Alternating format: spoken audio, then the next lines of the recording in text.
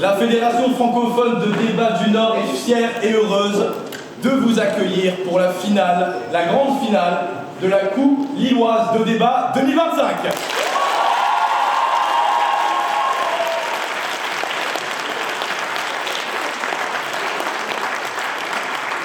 Et chers amis, vous la voyez ici, qu'elle est belle. Quelle est belle cette coupe. Elle nous amuse, elle nous émerveille. Parfois elle nous frustre. Mais au final, elle nous reste toujours comme un moment fort de l'éloquence lilloise. Et cette année, chers amis, cette coupe lilloise n'aura assurément pas dérogé à la règle. Alors je vois sur les bancs de cette assemblée des orateurs et des oratrices des 12 équipes participantes à cette compétition, et je tiens dans un premier temps à vous féliciter pour les magnifiques prestations que vous nous avez accordées. Une progression fulgurante.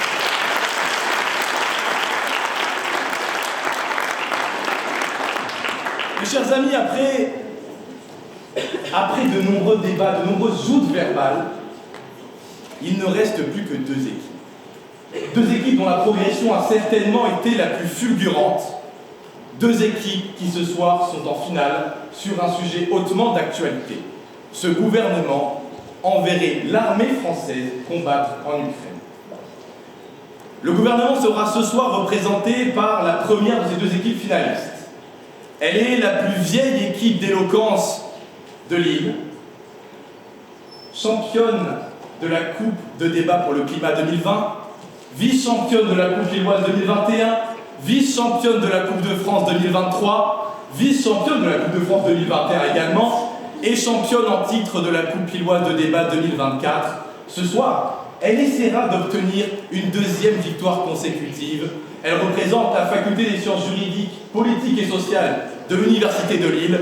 Cette équipe, c'est Révolte-toi Lille!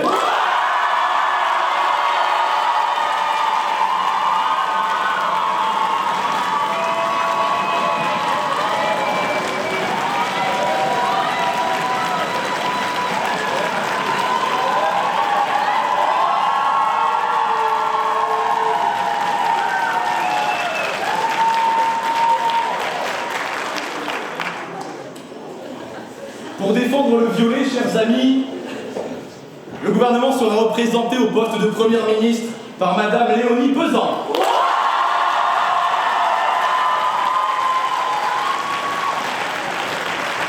S'en suivra le passage de la deuxième ministre, Madame Lise Odenou.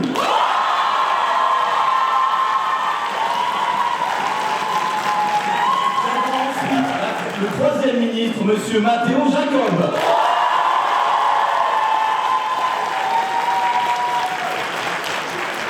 Et pour conclure, chers amis, pour conclure, la secrétaire générale, Madame Camille Pommiès.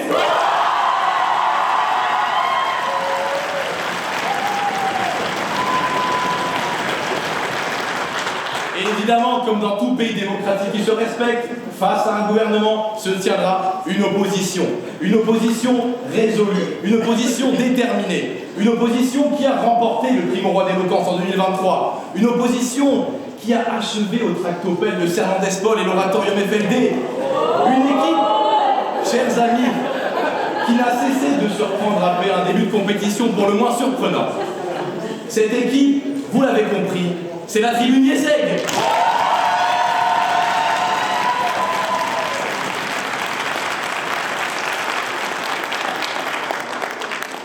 Comme vous le voyez, chers amis, cette finale se déroulera dans une ambiance de troubadour, prête et prêt à faire monter la couscoussière, ce qui implique évidemment un jury de grande qualité. Chers amis, pour ce jury et pour le présider, nous avons la chance ce soir d'avoir le président de la Fédération francophone de débat, l'unique, le grand, le camarade, le communard, le citoyen, Hugo Roussel.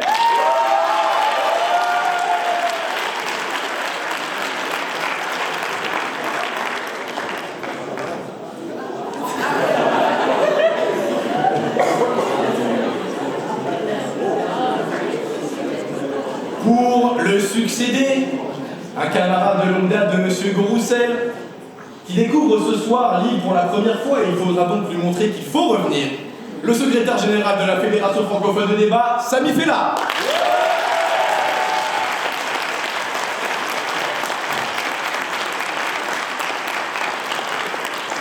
Nous ne l'avons pas prévu sur le diapo parce que c'est une jurée invitée de dernière minute.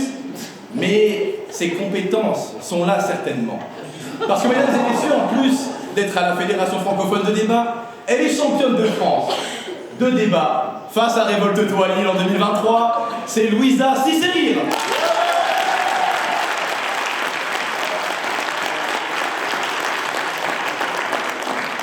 Alors l'entre-soi c'est bien, l'entre-soi c'est bon, mais il faut parfois en sortir. Et justement, nous avons deux jurés d'exception pour en sortir. Nous avons tout d'abord une candidate aux élections législatives de 2022 et 2023, élue municipale à M, c'est Madame Karima Chouya.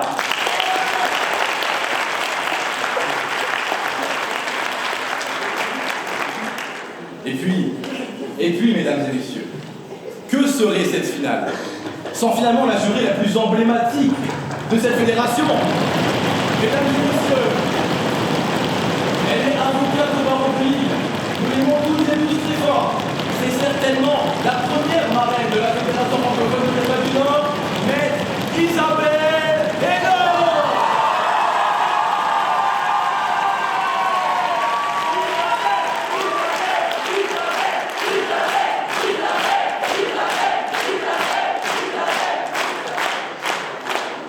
Alors, à vous entendre, on sent que vous êtes prêtes et prêts pour cette grande finale. Et, chers amis, il vous faudra donner de la voix ce soir. Oui, parce que c'est notre réputation qui est en jeu. Réputation qui est en jeu parce que ce soir, nous avons des invités qui ne sont pas du nord de la France. Nous avons, et je les en remercie très chaleureusement, Monsieur Tom Roberts, président de la Fédération francophone de débat du Grand Paris.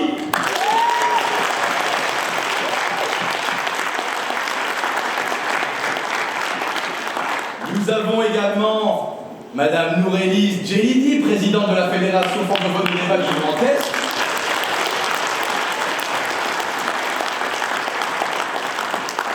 Et un autre champion de France face à Révolte-toi Lille, Mario Guglielmetti, qui n'est pas encore là.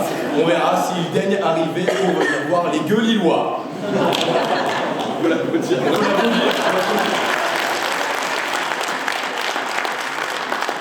Et donc ce soir, chers amis, il vous faudra faire du bruit. Il vous faudra faire du bruit parce que face à ces personnes qui ne sont pas du Nord, il faudra montrer que l'éloquence se pratique en France, mais qu'elle se vit dans le Nord.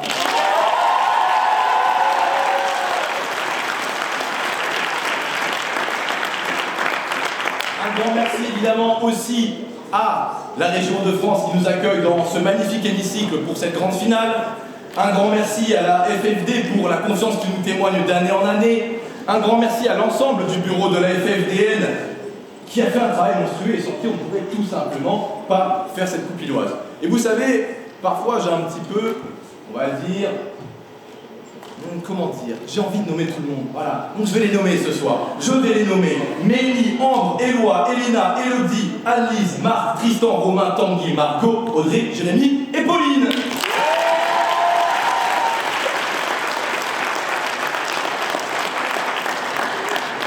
Et puis évidemment, pour finir, félicitations.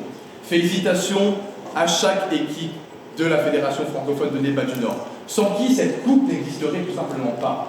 Et comme vous le savez, nous avons commencé en 2020 avec seulement 6 équipes pour finir aujourd'hui à 12 équipes. Et ça, c'est grâce à vous. Et c'est grâce à vous que la Fédération francophone de débat du Nord, je dirais FFDN maintenant, peut grandir d'année en année, proposer une coupe de plus en plus ambitieuse, de plus en plus forte et de plus en plus qualitative. Donc merci à vous.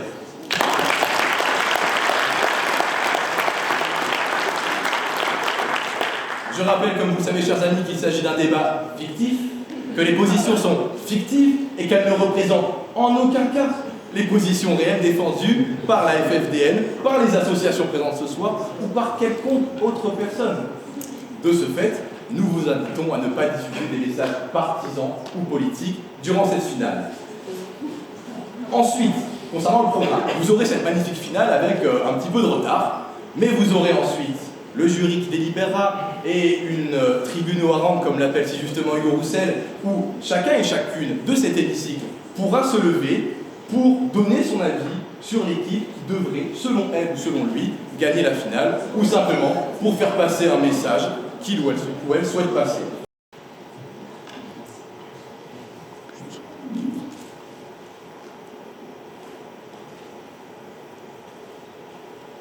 En 1960, la guerre froide entre les États-Unis et l'URSS est à son paroxysme. Chacun se bat pour imposer sa propre idéologie. En 2025, la guerre entre l'OTAN et la Russie est à son paroxysme. Parce qu'en réalité, les États-Unis, empereurs de l'OTAN, mènent une guerre par procuration en Ukraine pour, encore une fois, imposer son idéologie. Mesdames, messieurs, chers jurés, il est temps de mettre fin à l'hégémonie américaine pour laisser place à un monde multipolaire.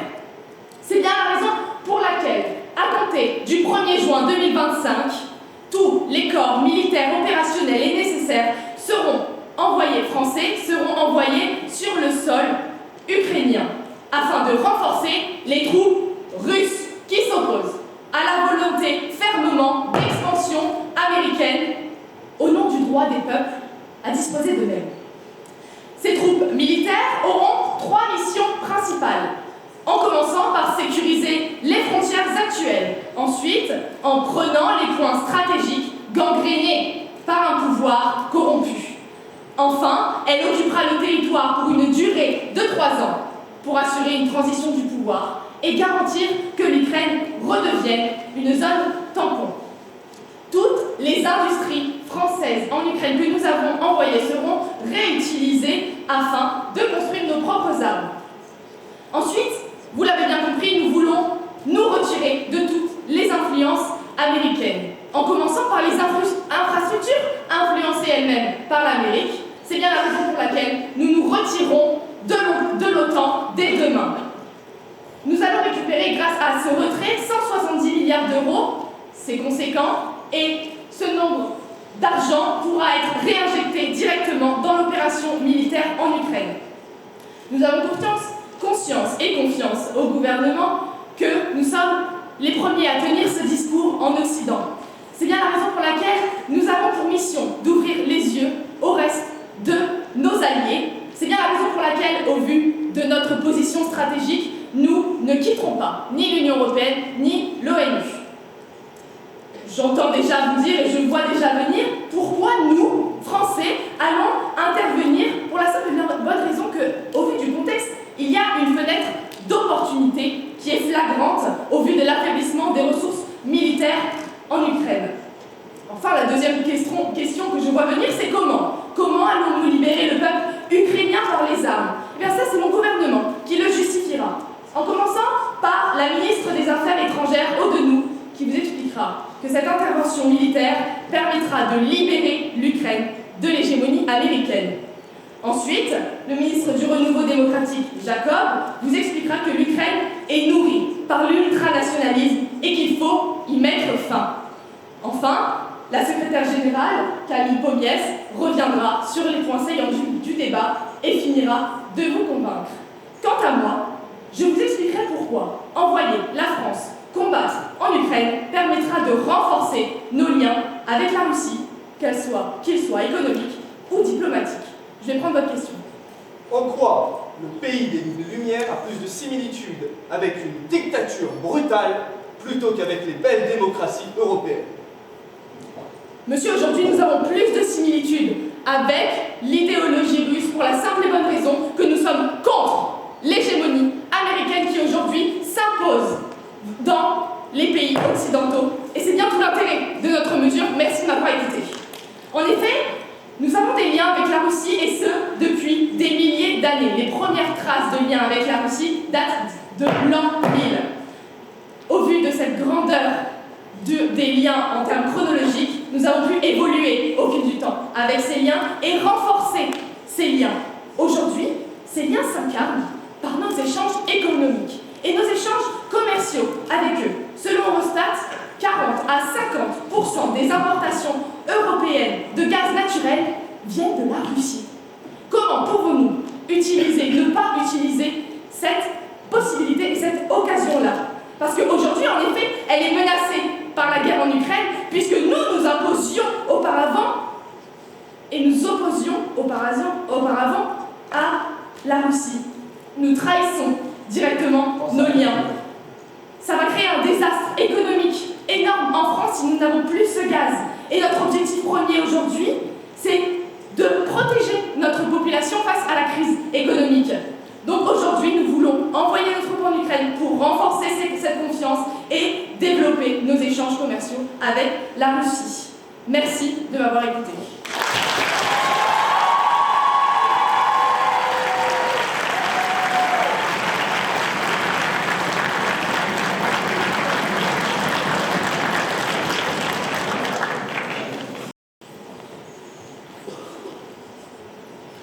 Chère Assemblée, traîtres, vous êtes des traîtres. Un gouvernement qui bafoue nos alliés les plus chers. Un gouvernement qui se met du côté des agresseurs et non des agressés. Vous voulez tuer des gens. Vous voulez bombarder. Vous voulez rejoindre un peuple génocidaire.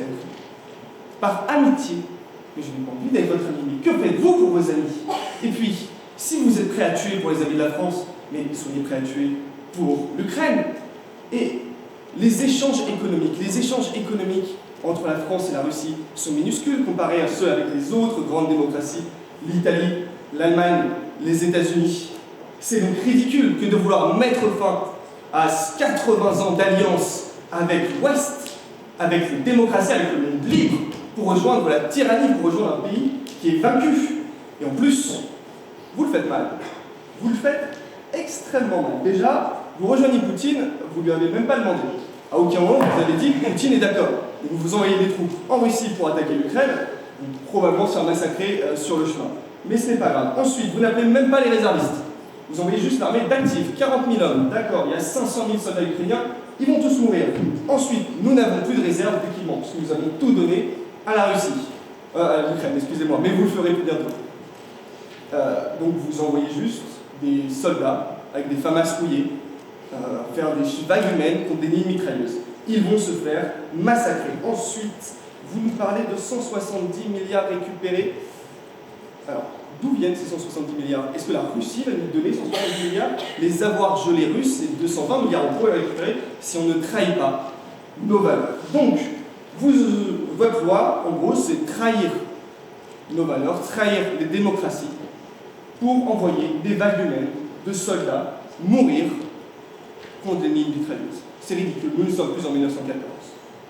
Et face à ce bellicisme médiocre, cette opposition défendra la vie des Français et des Ukrainiens. Elle le fera avec M. Werner, député du Nord, qui vous démontrera que cette guerre contre l'entièreté du bloc de l'Ouest n'est pas gagnable à court terme et qu'elle ne risque de mener qu'un statu quo, voire un risque d'escalade nucléaire ou de guerre mondiale.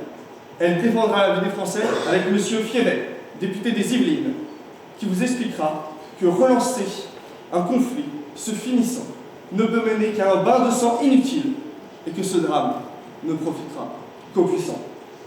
Elle défendra la vie des Français et des Ukrainiens avec M. Maté, notre secrétaire général, qui reviendra sur les points forts de ce débat.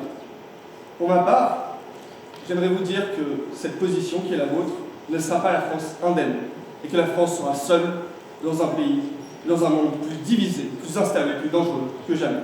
Je prends la question. Monsieur, puisque nous sommes une des plus grandes puissances européennes, qui est donc essentielle pour le reste de nos alliés européens, en quoi nos relations avec l'Europe seront mises à mal? Les relations entre l'Europe et la Hongrie sont mises à mal car elles sont du côté des Russes. Si nous déclarons la guerre à un pays, nous subirons des sanctions au même titre que la Russie. Et ces sanctions vont détruire notre économie. Et oui, ils ne vont pas attendre, ils ne seront pas naïfs. L'OTAN nous déclarera la guerre.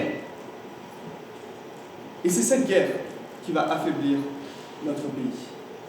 Ce gouvernement se pense hégémonique, se croit au XIXe siècle.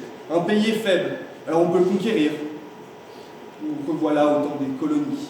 Nous revoilà à un temps où les troupes françaises peuvent aller de par le monde, trouver des gens plus faibles et piller leurs ressources. Quelle honte, quelle honte. Mais surtout, la France n'est plus aussi puissante, n'est plus hégémonique. Nous sommes une puissance relative, une puissance moyenne qui fait face à de nombreuses crises et face au régime de sanctions, face à la violence des Ukrainiens qui se défendront et aux alliances des autres.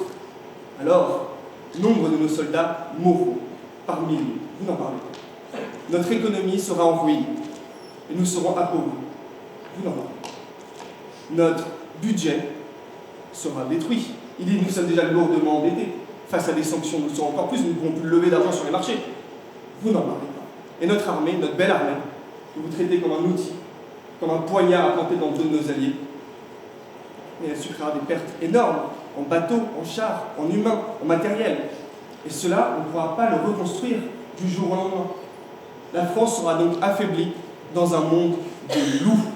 Un monde où plus personne ne respecte l'ordre international, même pas vous. Et donc, en étant blessé, seul, vous l'êtes des prédateurs, cher gouvernement, nous deviendrons des proies. Merci.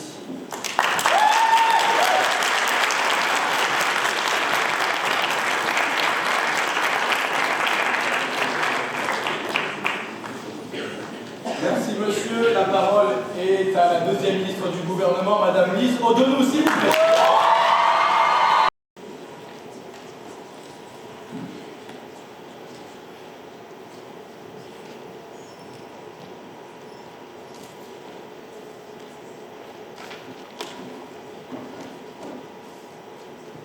Mesdames, Messieurs, l'Europe est le berceau de la diversité culturelle. Elle est restée trop longtemps sous l'ombre imposante d'une bannière étoilée. Il est temps de secouer, si ce n'est de briser, les chaînes invisibles de l'hégémonie américaine qui nous empêchent d'exercer notre pleine souveraineté. Il est temps de redonner à notre continent la place qui lui revient. Alors je vais d'abord revenir sur les propos du leader de l'opposition qui tend à ne pas comprendre le principe même de notre réforme, de notre intervention armée. Parce qu'à l'évidence, la France sera seule, oui, mais quand le monde va dans le mauvais sens, il faut savoir se dresser contre lui. Et être seul est justement notre force. Nous n'imaginons pas une France qui suit, mais une France qui inspire. Et c'est à travers ce projet que nous allons nous dresser contre l'hégémonie américaine. Et oui, le budget qui sera mis était le budget anciennement alloué à l'OTAN, comme l'a précisé notre Première ministre, que l'on quitte, donc on pourra réinvestir ailleurs. Quant à moi, je vais vous montrer que pour rendre la souveraineté aux Ukrainiens, il faut mettre fin à la confrontation. Et tout cela est possible uniquement par les armes, et pas par la diplomatie. Et l'histoire nous l'a bien montré, puisque en décembre 2021, Poutine tend une main diplomatique aux États-Unis pour garantir la souveraineté russe en garantissant la non-expansion de l'OTAN vers l'Est. Mais c'est une main qui fut ignorée, réduite au silence et même provoquée par un États-Unis qui invite l'Ukraine, la sœur historique de la Russie, à rejoindre l'OTAN. Mesdames et messieurs, la Russie n'a que d'autre choix que de répondre. Alors oui, les États-Unis ne voulaient pas d'une diplomatie. Monsieur ? Encore l'OTAN, alliance militaire défensive, menace la souveraineté de quelconque pays. Alors, l'OTAN, qui est censée sécuriser justement depuis sa création en 1945, est devenue que le bras armé d'une domination américaine. Et je pourrais vous donner de multiples exemples, comme en Afghanistan, où cette sécurité a été mise pour déstabiliser un pays tout entier, et des désastres. Alors oui, effectivement, merci pour votre question, nous nous opposons à ça. Nous nous opposons à cette OTAN-là, sous l'égide américaine. Et c'est précisément parce que les États-Unis ne veulent pas de diplomatie, parce qu'ils veulent maintenir leur hégémonie, sous une logique de diviser pour mieux régner. Ils n'ont pas d'intérêt à finir le conflit, car le conflit russo-ukrainien n'est que le symptôme d'une réalité bien plus vaste, celle d'une guerre froide, une guerre froide réchauffée, orchestrée par un pays qui veut tenir le monde entre ses mains et qui voit une nouvelle fois l'occasion de diffuser son idéologie en mettant l'Ukraine à l'avant-poste de sa propre confrontation. Et l'Ukraine est bien trop fragile pour porter le poids de ces enjeux géopolitiques. Alors aujourd'hui, nous avons la nécessité de prendre les armes, car quand l'idéologie est trop ancrée, il faut un choc. Et il est possible uniquement par la violence. Tout comme un enfant battu n'est pas conscient des pratiques abusives de son parent, L'Ukraine n'est pas consciente de l'influence américaine qui s'exerce sur elle. Alors pour sortir de la dépendance, il nous faut des armes. Pour retrouver sa pleine souveraineté, l'Ukraine a besoin des armes. Alors la France, courageuse, en agissant aux côtés de la Russie, notre objectif ne sera pas seulement de répondre aux provocations, si ce n'est les menaces de l'OTAN qui s'exercent aux frontières même de la Russie, mais de proposer le chemin de l'indépendance. Et notre intervention militaire, elle aura un double effet. Tout d'abord, notre intervention militaire permettra de libérer le peuple ukrainien de l'influence américaine qui l'empêche de traduire ses propres priorités nationales. Et dans un second temps, notre intervention militaire va inspirer. La France, forte de son histoire, et comme l'a rappelé notre opposition, la France des Lumières. Oui, nous sommes la lumière qui va éclairer le monde sous cette ombre imposante qu'est les États-Unis sur notre belle Europe. Alors oui, nous refusons aujourd'hui d'être spectateurs d'un conflit, car nous voulons prendre le contrôle de notre destin et le prendre entre nos mains, car chaque nation peut exercer sa pleine souveraineté sans le diktat d'une puissance hégémonique. Nous voulons un monde multipolaire. Alors cette intervention n'est pas un suicide, mais une résurrection. Nous appelons l'Europe à se réveiller, à se libérer, afin de construire un nouveau point de pouvoir en Europe, un point de gravité pour un monde multipolaire. Vive la France, mesdames et messieurs.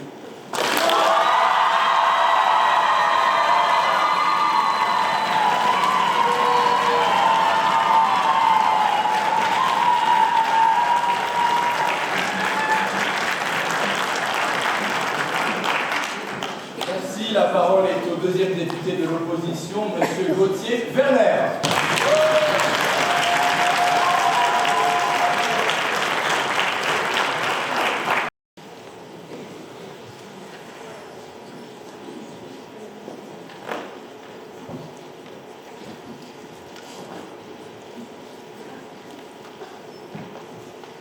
Auguste Assemblée, vénérable jury, très chers collègues du gouvernement et très chers collègues de l'opposition, bonsoir. Ils veulent libérer l'Ukraine, ils vont l'exterminer. Ils ont peur de l'hégémonie américaine, ils auront l'hégémonie russe. Ils veulent parler d'accord entre la Russie, les États-Unis et maintenant la France. Globalement, c'est tous contre un. Donc effectivement, cette Ukraine sera exterminée. Mais la réalité, c'est que les États-Unis seront dorénavant nos ennemis. Et en étant les ennemis des États-Unis, nous serons aussi les ennemis de l'Allemagne, de l'Angleterre et peu à peu de toute l'Europe. Vous n'êtes pas réaliste en restant européen. Vous allez vouloir faire éclairer le monde, comme vous l'avez si bien dit. La réalité, c'est que vous allez le faire sombrer. Nos troupes sont courageuses. Mais non, elles ne sont pas suicidaires. Elles manquent de moyens. Et il y a un réel déséquilibre face aux États-Unis. Actuellement, la Russie est affaiblie. Nous serons seuls, la France, avec la Russie, contre les États-Unis et l'OTAN. La France a une faiblesse, son industrie. Nous n'avons pas de moyens de production de réserve. Mais malgré ce déséquilibre, ce gouvernement croit faire reculer les États-Unis. Un pays qui dépense 2 fois plus dans l'armée, un pays qui est 2 fois plus peuplé et un pays qui est 2 fois plus puissant. Affirmer que l'armée française vaincra, c'est de la pure folie. En guerre, l'issue est incertaine, imprévisible et même hasardeuse. Mais admettons que l'illusion devienne réelle et que nous soyons sûrs de gagner. Admettons que le courage et la détermination de nos troupes françaises effacent ce déséquilibre et que les États-Unis reculent. Mais même dans cette fiction, les États-Unis seraient-ils capables d'abandonner? Et même, je vous le demande, très chère Assemblée, imaginez-vous réellement M. Zelensky présenter solennellement un échec militaire et capituler face à la France? Non. Non, honnêtement, même Godard n'aurait jamais imaginé un scénario pareil. Je vais prendre votre question.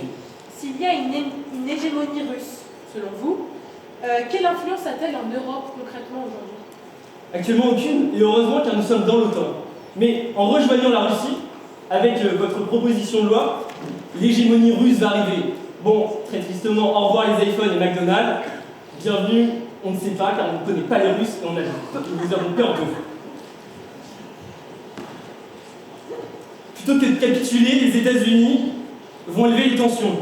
Et face à l'humiliation dans un premier temps, ils vont déclencher les réservistes. Et puis petit à petit, une mobilisation générale. Les États-Unis répondront, et fermement. Dans tous les cas, la certitude de leur inaction relève de la pure folie. Mais admettons encore une fois, admettons que cette fois-ci nos troupes suffisent face à cette nouvelle donne. Admettons que les États-Unis soient sains. Ils ont l'arme nucléaire. Nous avons seulement la dissuasion. Et la dissuasion n'a de valeur que dans le respect. Or, le respect est bafoué par les États-Unis. Monsieur Trump préférera se suicider dans une guerre mondiale et nucléaire au lieu de capituler. Encore une fois, la certitude de leur inaction relève de la pure folie. Mais admettons une dernière fois que les dirigeants ukrainiens, soudainement pris d'empathie et de réalisme, décideront de ne pas utiliser l'arme nucléaire. Ce geste, aussi rassurant soit-il, ne suffira pas pour empêcher l'escalade. Et les États-Unis reculeront. Mais ils vont appeler des nouvelles forces, leurs alliés, notamment l'OTAN, que vous voulez pourtant quitter. L'histoire l'a montré, les guerres ne se limitent pas à deux camps figés, bien au contraire. La guerre s'étend, elle dérape, et elle embrase des régions entières. En somme, si nous ne prenons pas le chemin de la paix, nous engageons dans un conflit interminable. Un conflit enlisé, mais surtout un conflit qui sera coûteux en vie. Et même en admettant qu'on soit capable de les battre, même en admettant qu'il n'ait ni recours à la mobilisation générale, ni à l'arme nucléaire, ni à la mondialisation du conflit, même dans cette fiction, vous avez tort! À cause du coup humain, évidemment. L'histoire ne se répète jamais à l'identique, mais elle rime souvent tragiquement.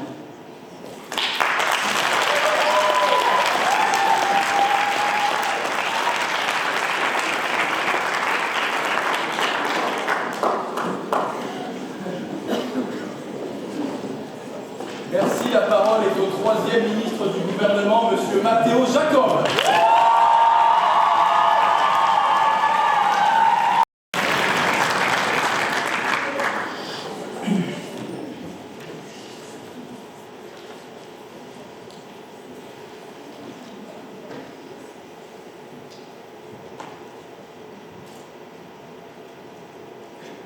Je suis désolé, mais je ne veux pas être empereur.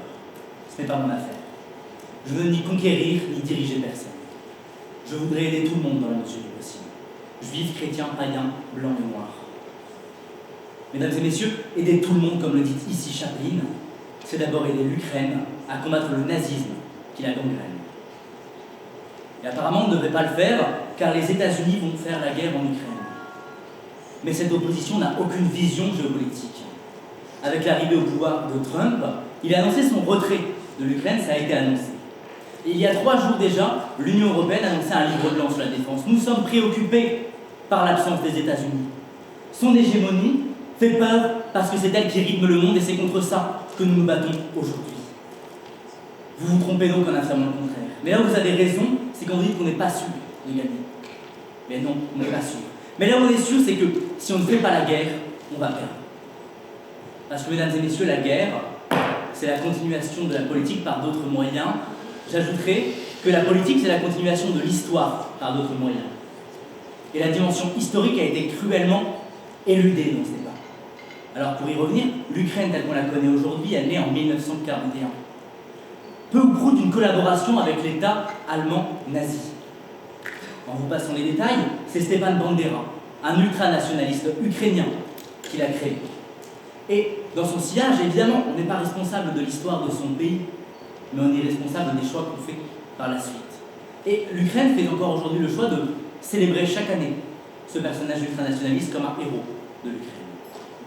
Et ça s'illustre encore aujourd'hui dans les partis politiques ukrainiens, comme le Svoboda, qui est un parti national-socialiste ukrainien, qui au cours des 10 dernières décennies a eu plusieurs dizaines d'élus au Parlement. Des parlementaires néo-nazis. Alors certes, une dizaine de parlementaires ne fait pas la politique d'un pays, il est vrai. Mais en revanche, ce qui fait la politique d'un pays, surtout aujourd'hui, ce sont les conflits. Conflit qui, il faut le rappeler, a été instrumentalisé par les États-Unis pour déstabiliser l'Ukraine. Mais avant de revenir à cette dimension fondamentale, je prendrai votre question, monsieur. Dans le nouvel enjeu mondial que j'ai cité juste avant, combien de cercueils de drapeaux français faudra-t-il pour que vous admettiez votre tort? Eh bien, monsieur, je me pose la question inverse. Combien de morts faudra-t-il avant que l'opposition ne comprenne qu'il faut dès aujourd'hui faire la guerre pour éviter que la prochaine se passe avec des bâtons? C'est ça l'enjeu aujourd'hui, mesdames et messieurs. Parce que, justement, le conflit en Ukraine aujourd'hui se fait par des néo-nazis, notamment. Et on a le tristement célèbre exemple du régiment Azov, qui certes n'est qu'un exemple, mais qui est absolument symptomatique. Ce régiment a été créé en 2014 pour combattre l'Ukraine.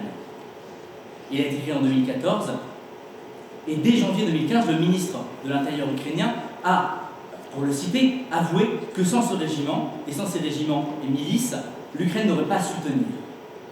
En remerciement, le ministre ukrainien a intégré ces individus néo-nazis dans l'armée régulière ukrainienne. C'est un signe terrible de la complaisance de l'Ukraine avec ce mal qui la gangrène, mais c'est une nécessité en raison de la guerre qui y est menée. Il est vrai, et donc nous proposons précisément d'y remédier. Alors, j'entends l'opposition nous dire que peut-être qu'ils ne sont pas nazis. Eh bien, quand on se revendique du nazisme, quand on fait des saluts nazis, quand nos emblèmes sont le soleil noir et la Volksengel, c'est évident. Et la complaisance du système et des dirigeants ukrainiens est évidente. Et l'Europe aujourd'hui doit s'y opposer en envoyant une armée, car l'Europe a aujourd'hui le poids de l'histoire sur les épaules. Le vieux continent a le poids de l'histoire sur les épaules. Le nazisme, mesdames et messieurs, quand on regarde l'histoire, c'est l'oppression des peuples par une idéologie antisémite, xénophobe. Et quand on regarde, nous, Français, notre histoire, c'est l'idéologie des Lumières, c'est celle de la souveraineté du peuple. Et donc il faut combattre par l'armée. On nous dira effectivement que ça va faire des morts, ça en fera, évidemment. Mais nos idées aujourd'hui sont nées par des morts. La Révolution française, la terreur, ce sont des morts nécessaires pour l'histoire.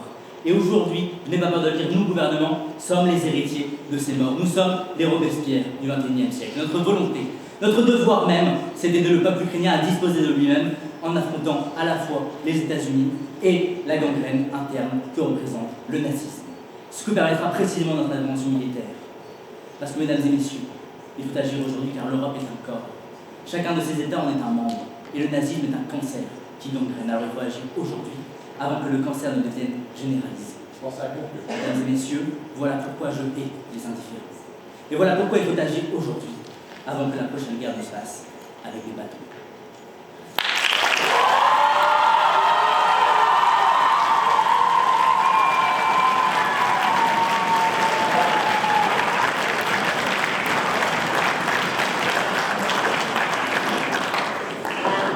Merci. La parole est au troisième député de l'opposition, M. Gaëtan Fiévé.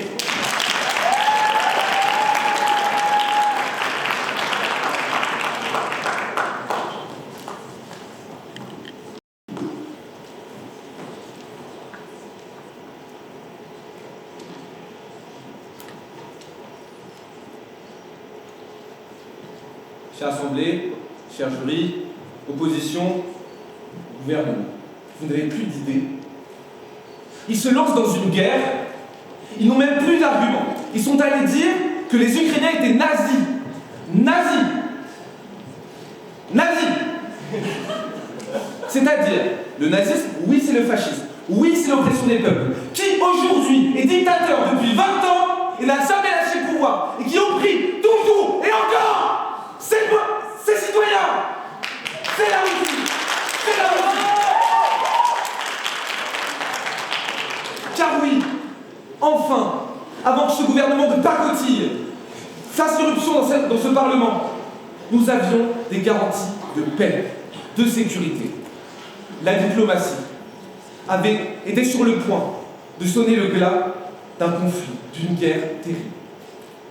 Les soldats allaient rejoindre leur famille, allaient rejoindre leur pays, du moins ceux qui étaient encore vivants. 1 million 1 million, ce sont des personnes blessées, tuées lors de ce conflit. C'est un bain de sang. Et dans tous les bains de sang, il n'y a jamais de vainqueur. Tout le monde perd. Et pourtant, ce gouvernement souhaite relancer les affrontements, puisqu'il veut libérer l'Ukraine, donc battre, exterminer toute sa population entière. Qui aura-t-il à libérer? Je ne sais pas grand-chose, je pense, hein, franchement. Et le calme, ce calme fragile disparaîtra. Et l'extermination des peuples recommencera. Car oui, tous les damnés ont le même sang. Les personnes qui meurent aujourd'hui, ce sont les civils. Des personnes qui n'avaient pas les moyens, qui n'avaient pas le sou de quitter la zone avant que les chars n'arrivent. Car un militaire, même français, lorsqu'il est face à une personne, il n'a pas le temps pour voir s'il s'agit d'un ennemi ou d'un soumis. Il tire. Ainsi, ces populations, ces civils, ces pauvres, se retrouvent transformés en chiffres, transformés en arguments, transformés en un levier de vengeance pour que justement des présidents se lèvent et justifient le pourquoi envoyer encore plus d'hommes mourir. Monsieur, en quoi le pacifisme des années 30 était préférable à une action contre l'Allemagne nazie? Alors, encore une fois, il n'y a toujours pas de nazis. Les nazis, s'il y en a et si on utilise ce mot qui désigne ce qu'il désigne, c'est pour la Russie. Et aujourd'hui, la France est du bon côté. La France protège la démocratie. La France se dresse contre un État nazi. Et ces civils, transformés en chiffres, il n'y a pas que. Il y a aussi des soldats. Vous pouvez voir ça. Des soldats français envoyés par le pouvoir dans un conflit qui ne menace même pas leur famille. Et ces soldats, ils ne la reverront jamais, leur famille. Ils vont mourir. Car peu importe la nationalité, qu'on soit ukrainien, qu'on soit russe, comme vous les aimez tant, qu'on soit français, rien ne requiert la mort. Chaque soldat tombé est un drame. Et ce gouvernement l'a pas compris. Mais alors, pourquoi ce gouvernement souhaite faire la guerre, si ce n'est exterminer toute la population européenne? Eh bien, là où certains perdent leur vie, d'autres gagnent. Oui, c'est toujours les puissants qui ont récolté les graines semées lors de la guerre. Et oui, les grands industriels vont pouvoir vendre plus de munitions, plus d'armes, plus de véhicules, plus de carburant. Dassault, Thales, Total, ces bourgeois vont se remplir, mais vont s'engraisser de billets jusqu'à ce qu'ils n'en puissent plus. Et au-delà des grands industriels, il y a des politiques médiocres. Des politiques médiocres qui enverraient un enfant crever en Ukraine. Pourquoi? Pour entrer dans l'histoire, vous êtes en train d'écrire une page très sombre à l'encre de tous les Français. Ce gouvernement souhaite envoyer des Français mourir, se faire massacrer pour défendre un pays qu'ils n'aiment profondément pas. Ce gouvernement souhaite massacrer des civils dont seul l'argent a scellé la sentence. Et oui, vous allez rentrer dans l'histoire, oui, car si l'histoire retient bien une chose, si l'histoire rappelle bien des personnes et les ramène sans cesse, ce sont les lâches comme vous.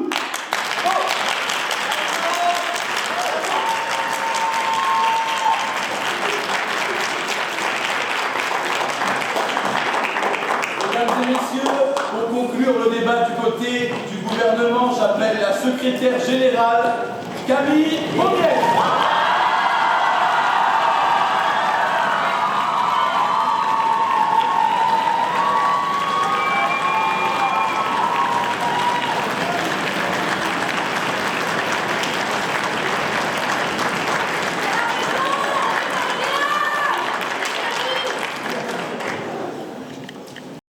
Pour conclure les propos du gouvernement, vous avez la parole quand vous le voulez.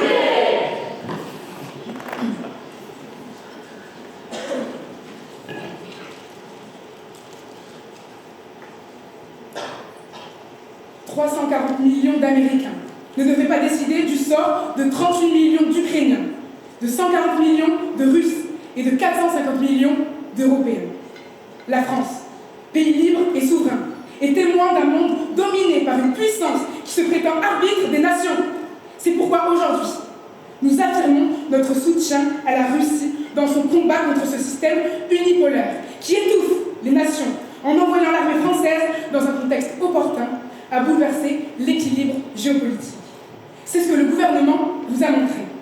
Tout d'abord, nous avons eu notre première ministre, Madame Bezan, qui a démontré que notre intervention militaire nous permettra de renforcer les liens avec la Russie, un atout stratégique pour la France, et donc stabilisera nos relations avec Moscou, mises en danger depuis l'opération en Ukraine. Ensuite, la ministre Odonou nous a expliqué que notre intervention militaire en Ukraine est indispensable pour libérer l'Ukraine de l'influence américaine et inspirer l'Europe, pour qu'ils s'éloignent eux aussi de l'hégémonie américaine. Finalement, impulser une nouvelle ère multipolaire sur la scène internationale. Et enfin, le ministre Jacob nous a, lui, démontré que notre mesure permettra de redonner une pleine souveraineté au peuple ukrainien. En effet, l'Ukraine s'appuie sur un héritage nazi, comme il l'a très bien expliqué, encore valorisé dans le conflit actuel. La France, marquée par son histoire, doit s'y opposer. Et si rien n'est fait, cette idéologie pourrait se propager en Europe et menacer le peuple. Mais l'opposition, elle, est hypocrite face à un gouvernement qui soutient la souveraineté de tous les peuples. Vous ne nous écoutez pas. Déjà, nous nous détachons des États-Unis, mais pas des autres nations. Vous nous reprochez de tuer, de conquérir l'Ukraine. Vous ne nous écoutez pas parce que nous voulons déjà stabiliser les frontières et non pas envahir l'Ukraine. Ce n'est pas du tout notre souhait. Et vous ne regardez pas plus loin que votre nez. La portée est beaucoup plus ambitieuse que ça. La portée est de bouleverser l'équilibre géopolitique. Ici, et s'il faut des morts pour bouleverser et détruire cette hégémonie des États-Unis, alors il y en aura. Il est plus important de détruire cette hégémonie américaine. Et l'OTAN ne nous fera pas la guerre comme vous nous reprochez, monsieur le leader de l'opposition. Non, parce que quand, grâce à notre mesure, il y aura un rééquilibrage des puissances, il y aura un monde multipolaire. Et l'OTAN n'aura plus à exister parce qu'aucun État ne sera menacé par quelconque puissance. Ce sera une égalité parfaite entre toutes les puissances. Nous ne craignons rien non plus de l'Union européenne, et c'est pour ça que d'ailleurs nous restons dans l'Union européenne, parce que pour agir, il faut l'unanimité. Et nous ne voterons pas pour nous mettre à nous-mêmes une sanction. Je vais prendre votre question. Si nous rejoignons le camp de la Russie, avec des troupes en Ukraine, pourquoi les États de l'Ouest ne nous mettraient pas sous sanction comme la Russie? Eh bien, justement parce que nous avons la même idéologie qu'eux, et que nous allons dans leur sens. Nous allons pour détruire l'hégémonie américaine qui gangrène toute la scène internationale. Ensuite, le deuxième député nous a dit qu'on se mettra du coup les États-Unis à dos et c'est la fin du monde. Soufflez un bon coup et lâchez ce rêve américain, vous avez sûrement plus l'âge. Nous, grâce à cette mesure, nous allons nous rapprocher de la Russie et de la Chine qui sont des grandes puissances. Nous ne serons jamais seuls et nous n'allons pas nous isoler. Devant votre point de vue, si, parce que vous avez une idéologie et une vision seulement occidentale-centrée, mais dézoomée un petit peu. Les États-Unis, ils vont être seuls parce que justement les États-Unis ont intérêt à ne plus, non, les autres États ont intérêt à ne plus voir la domination des États-Unis. Dites-moi une guerre qui ne concerne pas les États-Unis de près ou de loin. Et enfin, le dernier député, vous nous reprochez les pertes humaines. Mais nous voulons un monde libre. Imaginez une France qui ne se contente pas de suivre, mais une France qui prend ses responsabilités et qui agit pour sauver le plus de personnes possible. Et il n'y a pas de nazis, vous dites qu'il n'y a pas de nazis en Ukraine, eh bien, vous n'avez pas écouté les arguments de mon ministre, et qui est basé sur, justement, l'Ukraine est basée sur l'idéologie de Bardella. Et la Russie, non, n'est pas nazie, elle est communiste, pour rappel. Face aux tentatives d'hégémonie états-unienne, la France se lève avec ceux qui refusent d'être réduits à de simples exécutants d'une volonté étrangère. Nous croyons en la souveraineté des nations, en la capacité de chaque peuple à déterminer son avenir. L'histoire nous l'a appris, les grandes puissances passent, mais les peuples subsistent.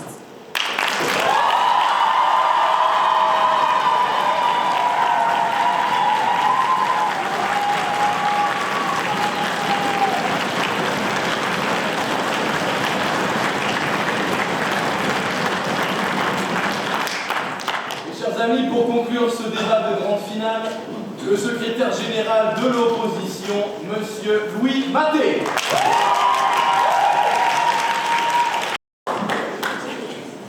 Alors, non seulement pour conclure les propos de l'opposition, non seulement pour conclure cette finale et pour conclure toute cette belle coupe d'Ivoise, monsieur, vous avez la parole quand vous le voulez.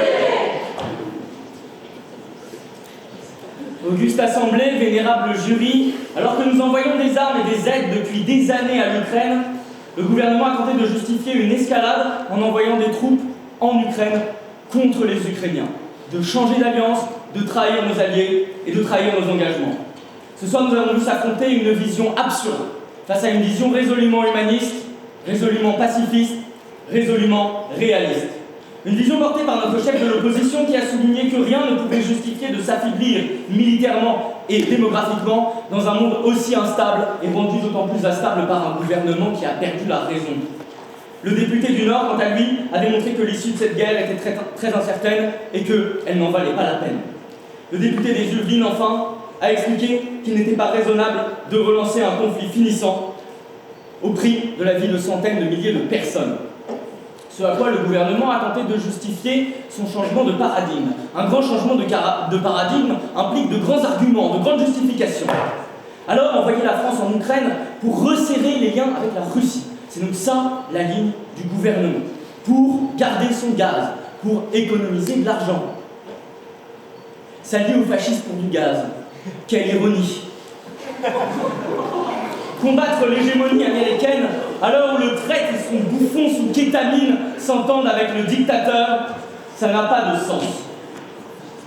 Ensuite, le deuxième ministre a tenté de répondre au fait qu'on devait ne pas se rendre faible dans ce monde, en disant quoi? Que quand le monde a tort, il faut savoir aller contre lui. Quelles sont vos valeurs? Non, quelles sont vos valeurs? Parce que mes valeurs, ce sont la démocratie, l'indépendance des peuples. Et là, ce que vous défendez, c'est une agression d'un peuple souverain. Ensuite, vous avez dit que Poutine avait fait une main tendue diplomatique, comme si Poutine était un grand seigneur. Et vous avez dit que l'Ukraine dans l'OTAN, ça revenait à pas de souveraineté russe. Non. L'Ukraine a le droit de choisir l'alliance militaire dans laquelle elle va, parce que l'Ukraine est souveraine. Et le seul pays dont la souveraineté a été agressée lors de cette proposition, c'est la souveraineté de l'Ukraine, pas la souveraineté des Russes. Ensuite, vous avez dit prendre notre destin en main, bon, ça ressemble à une crise d'ado en fait. C'est prendre notre destin en main pour le prendre en main, faire ce qu'il ne faut pas faire pour ne pas le faire, ça n'a aucun sens. Enfin, troisième ministre a parlé de l'ultranationalisme en Ukraine. Il a tenté de réfuter le fait que Trump se retire, donc pourquoi pas aller dans son sens finalement. Il se retire, donc on lui donne raison. Je vais prendre votre question. En quoi faire la guerre pour les États-Unis est une vision pacifiste et raisonnable? Je ne veux pas faire la guerre, madame, merci. Vous avez parlé des néo-nazis d'Ukraine. Déjà, le groupe Wagner, c'est un groupe armé que je ne qualifierais de peu de gauche, au moins. Et la différence entre l'Ukraine et la Russie, c'est qu'en Russie, le nazisme, le fascisme, le totalitarisme, ils montent. En Ukraine, c'est la démocratie. Vous avez dit que les néo-nazis en Ukraine s'étaient rendus nécessaires à la guerre et que, du coup, ils avaient eu la reconnaissance de l'État ukrainien. En somme, ils ont eu de la reconnaissance à cause des Russes, à cause de ceux que vous descendez. Vous fatiguez pas. Ensuite, vous avez osé avancer l'argument que les peuples devaient être libres de disposer d'eux-mêmes, donc vous défendez une agression qui empêche l'Ukraine de disposer d'elle-même. Vous avez osé invoquer les Lumières. C'est cliché de dire ça, mais Voltaire se retourne dans sa tombe et fort. Ensuite, vous avez dit, je passe à vous, madame le secrétaire général, Les Américains ne devraient pas décider. Ils s'en vont, donc on les suit, on les aide. En fait, la position de Trump, elle n'est pas claire. On ne sait pas trop où il va. Et vous avez conclu, en répétant platement les inepties de vos collègues, vous voulez ne pas vous détacher des nations européennes, elles le feront. Vous avez argumenté qu'elles resteraient avec nous par idéologie. C'est vrai que l'Allemagne est connue pour être pas du tout atlantiste et suivre la France sur sa politique étrangère. C'est connu. C'est de l'ironie pour les gens les moins cultivés de la salle. Vous avez parlé de maintenir la frontière, mais vu que vous n'avez pas prévenu Poutine, lui veut toujours envahir. Je rappelle qu'il a officiellement annexé des territoires qui ne sont pas contrôlés par la Russie actuellement. Enfin bref, comme dans toutes les guerres, des puissants envoient des milliers d'innocents s'entretuer dans la boue depuis leurs élégants bureaux, sans jamais voir l'ombre d'une balle ou l'ombre d'un obus. Le seul clivage n'est pas entre les Français, les Ukrainiens ou même les Russes, mais bien entre les peuples et leurs dirigeants vaniteux. Ce n'est pas le peuple ukrainien qui doit être combattu, c'est vous. Vous qui devez être combattus. Vous qui devez être abattus. Peuple de France, si le temps vient de prendre les armes, ne vous trompez pas d'ennemis. Abattez-les.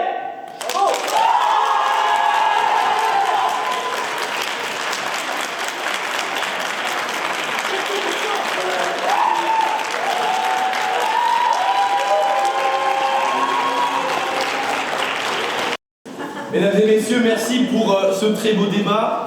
Je vais inviter sans plus tarder le jury à se retirer pour délibérer et à revenir maximum à 19h55. En ce qui vous concerne, cher public, chers orateurs et oratrices, vous n'avez pas fini de souffrir. Nous allons à présent inviter les présidentes et présidents des clubs, qu'ils soient de Lille ou non, à venir s'exprimer sur cette finale ou sur autre chose si vous n'avez tout simplement pas les coups pour vous exprimer là-dessus, pour donner votre avis sur la finale. Et pour commencer, nous allons appeler un vice-champion de la Coupe Lilloise, Monsieur Lucas Dolé.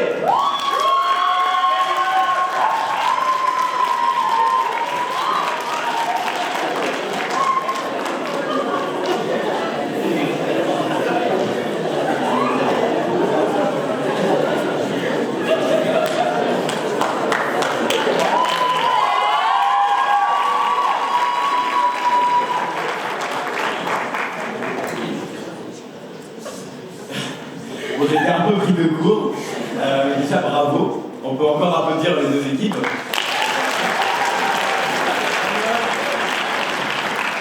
Je vais essayer de meubler des trucs à dire pendant 10 secondes et si je trouve rien, je vais juste laisser la place à Julia, la prochaine présidente. J'impose de mettre la sauce, Julia. Non, mais en vrai, premier degré, moi j'ai beaucoup ri. Et du coup, ça fait bizarre d'être dans le public parce que l'année dernière, j'étais à la place des deux équipes. Et du coup, c'est pas mal de voir aussi depuis là-haut la vue de cette finale.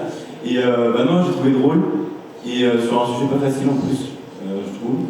Et je trouve que le gouvernement, ils ont été un peu ambitieux là, à vouloir prendre le côté de la Russie. C'est pas notre position, hein. Alors, peu importe, on peut dire d'être communiste, c'est pas très grave. Et l'opposition a bien réagi, franchement c'était beau. Et voilà. Voilà, j'ai pas été très drôle, j'étais surpris.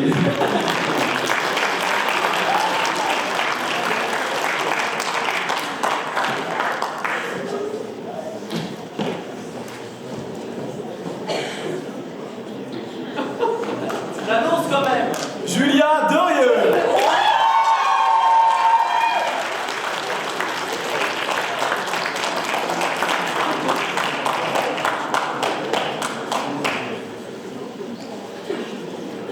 Alors, comme la présentation fait un peu défaut ce soir, comme au début du discours de Pierre,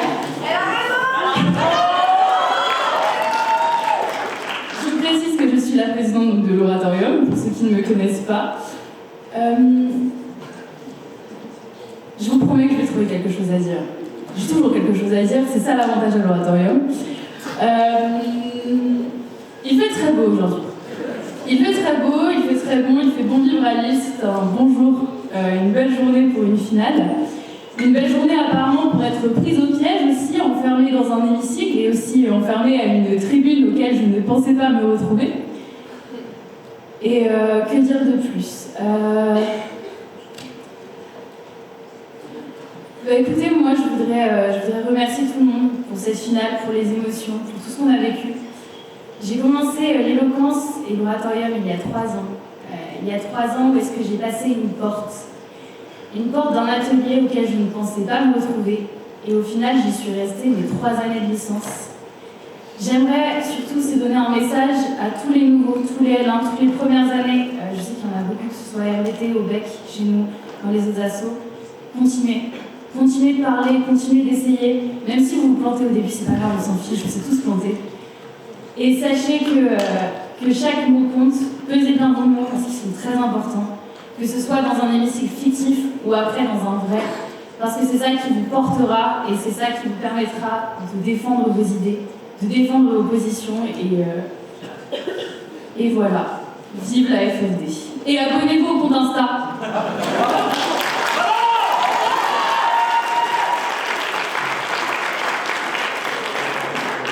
Je vous propose qu'on appelle à la tribune le premier non-lillois de cette soirée, le président de la FFD Grand Paris, Tom Roberts.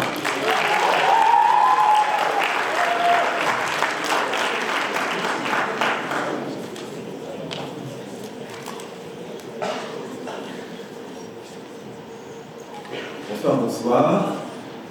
Il y a 4 jours, la Maison-Blanche nous a confié sans un brin d'arrogance que les Français parlent français seulement parce que les Américains étaient là. Et on pourrait les croire. Aujourd'hui, dans l'opinion publique, la grande majorité des personnes pensent qu'on a été libérés principalement par l'effort américain. Si on posait la même question, et on a posé la même question dans les années 50, la grande majorité des Français pensaient que c'était l'Union soviétique. Ils ont raison. Ils ont raison. Le prisme qui a été...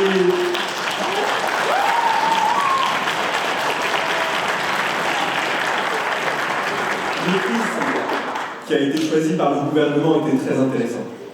Très intéressant parce qu'aujourd'hui, les États-Unis, quand bien même ils ont été leaders du monde démocratique, des démocraties libérales, pendant des décennies, aujourd'hui, on est confronté à un pays qui bascule.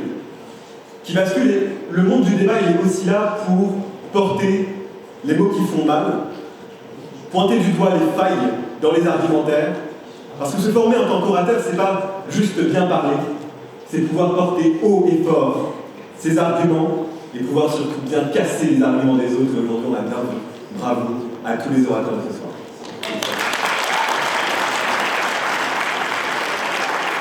Et j'appelle à la tribune la présidente de la Fédération francophone de débat, Grand Est.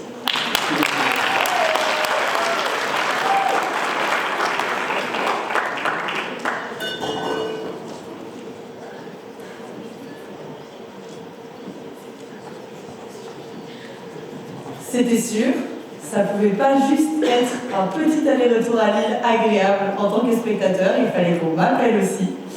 Merci Tom, fier de nous avoir invités. Je ne serais pas aussi éloquente que Tom, mais remarque, c'est pas difficile d'être moins éloquent que Tom. Mais je suis tout de même très contente d'être ici ce soir. J'ai beaucoup apprécié le débat auquel j'ai pu assister. Il y a des équipes ici que j'ai jugées à la Coupe de France. J'espère que je n'ai pas été trop méchante avec vous, ne m'en voulez pas trop. Je suis désolée, je suis vraiment désolée. Mais vous avez tous été excellents et c'était un plaisir de vous revoir ce soir, de voir si vous aviez respecté certains des conseils ou pas. Que dire d'autre Lille est une magnifique ville, je ne l'avais jamais visitée avant, j'ai beaucoup apprécié mon moment là-bas. Et écoutez, merci beaucoup à tous. Hein. J'ai une journée de cours pour ça. Merci. Et j'avoue que moi j'ai personne à appeler, parce que je connais pas la musique, mais je te laisse trouver. Vous avez vu ce soir j'impose, donc vous inquiétez pas, le public, je vais pas vous dire toi tu viens. Non. Non, par contre, on a la chance d'avoir dans la salle ce soir un champion de la Coupe lilloise de débat 2024. On en a même plusieurs. Je vais commencer par un et je vais appeler Romain Lalanne.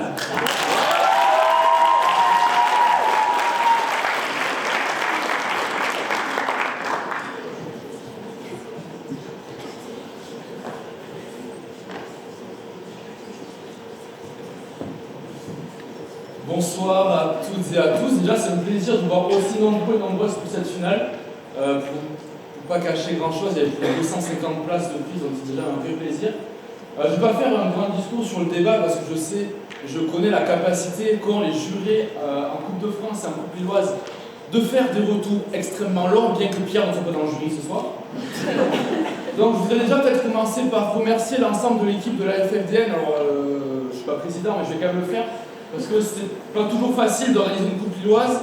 Je pense notamment aux membres du pôle formation avec qui on a beaucoup travaillé, avec qui c'était la première année que la FFDN proposait un pôle formation. Il y aura sûrement des choses à améliorer et on est ouvert bien sûr pour vos retours à toutes et à tous. Mais voilà, dire aux gens de la FFDN que c'était un vrai plaisir de travailler avec vous cette année en tout cas. Dire aussi, tant que je parle de formation, je voudrais saluer le travail dans chacune des associations, parce que c'est souvent pas fait et c'est un travail de l'ombre qui peut être ingrat mais qui est ô combien important. Et je pense qu'on peut les applaudir, applaudir tous les formateurs qu'il y a dans les associations.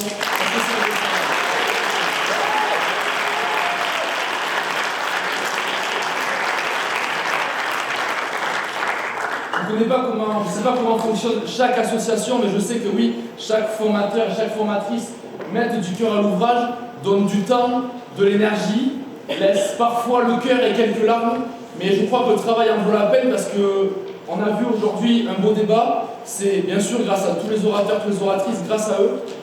Et il y a beaucoup de monde dans la salle, alors peut-être conclure avec un dernier message. Ce dernier message, il est simple. Si vous avez envie de dire quelque chose, quel que soit le contexte, si vous avez envie de vous exprimer, d'ouvrir votre bouche, faites-le. Personne ne vous tendra le micro, alors si vous pouvez le prendre, venez le prendre. Il y a des assos qui sont là pour ça, dans les universités, ailleurs. Mais si vous pouvez prendre la parole, prenez-la parce que personne ne vous la donnera et tout le monde a quelque chose à dire. Merci.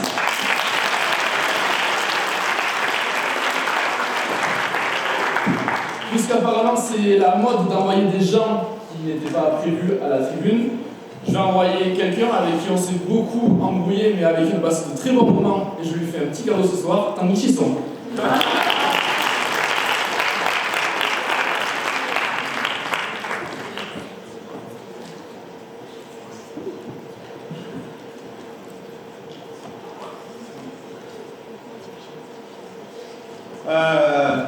Moi je vais vous parler du sujet, de l'Ukraine. Parce que c'est quand même une sacrée histoire. Et quand même, c'est une guerre qui nous met sacrément à l'épreuve. D'abord, on a les États-Unis qui font le yo-yo, qui sont 20 ans de guerre et puis ils font du protectionnisme. Mais finalement, ça c'est à l'image de l'histoire des États-Unis. Ils ont toujours fait ça. Voilà, Roosevelt, avant d'être un 20 ans de guerre, était un protectionniste. Donc, ils changent de jaquette. Et ça met à l'épreuve. Et ça met à l'épreuve une institution qui nous tient particulièrement à Pierre, c'est l'Europe. C'est que, pour une fois, l'Europe, non, c'est la deuxième fois, à vrai dire, parce qu'elle avait été aussi mise face à ses responsabilités pendant la guerre de Yougoslavie, et là, ce fut un échec pathétique, et heureusement qu'ils sont venus, les Américains, qui sont venus nous aider et nous sauver. Donc là, l'Europe, qu'est-ce qu'elle fait quand il n'y a pas les Américains? Eh bien, ça va être tout l'enjeu de l'avenir, ça aurait pu être l'enjeu du débat, ça l'a été un peu, et c'est compliqué comme question. C'est compliqué comme question parce que, quand vous aviez Olaf Scholz qui était anti-guerre, qui était le patron de l'Allemagne, comment on fait le couple franco-allemand? Il y a des trucs extraordinaires qui se développent. Le couple franco-allemand-polonais, ça c'est des dingueries pour le développement de l'Europe. C'est vachement passionnant. Et le cas de la guerre en Ukraine est aussi intéressant, moi je trouve, sur la question de la liberté des peuples. Parce que c'est une guerre quand même intéressante. Parce que le Donbass, ou l'Est de l'Ukraine, fondamentalement, ce sont des peuples russes.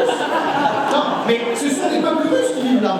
Et dans d'autres cas, et je pense par exemple au cas du arménien, dans d'autres cas, en fait, on tolère l'annexion et le fait que des États aillent reconquérir des terres malgré le droit international, etc.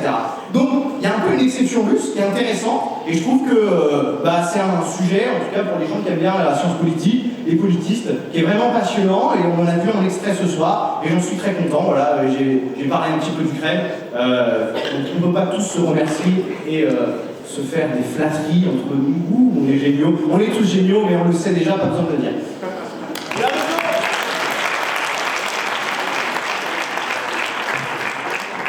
Une personne voulait parler, mesdames et messieurs, qui n'est pas de la formation, mais qui est secrétaire générale de la FFDN, c'est Pauline Abel.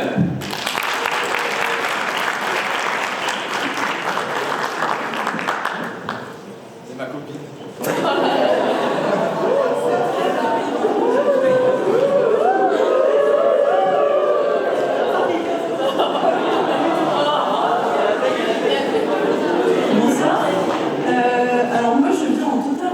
Parce que j'ai absolument rien écrit, j'ai essayé d'écrire quelque chose et ça a été la page blanche.